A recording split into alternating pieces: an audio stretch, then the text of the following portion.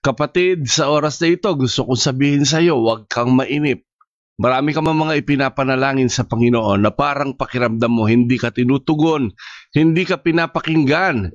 Pero palagi mong tatandaan, mas marami kang natanggap galing sa Panginoon na hindi mo naman hiningi. Iyan. Kaya sa bawat sandali ng ating pananalangin, palagi nating tandaan, may mga tugon ang Panginoon. Minsan, oo. Minsan, hindi. Pero kadalasan, ang tugon ng Panginoon, mag-intay. Kaya kapatid, sa oras na ito, hindi aksidente na nanonood ka ngayong umagang ito. Nais ng Panginoon, maintindihan mo. Sa tamang panahon, sa panahon ng Panginoon, mangyayari lahat ng iyong ninanais sa iyong puso, para sa iyong anak, para sa iyong asawa, para sa iyong mga mahal sa buhay. Pagpalain ng Panginoon ang araw na ito,